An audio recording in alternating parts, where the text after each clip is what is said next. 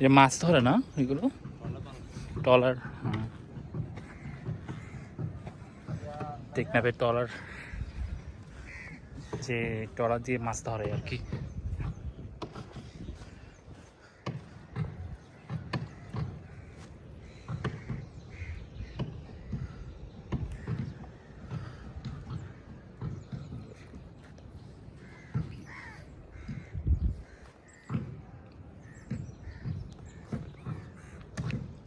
এখানে আবার রোহিঙ্গাও আছে, আবার ট্রলার বানাচ্ছে একটা ওদিকে।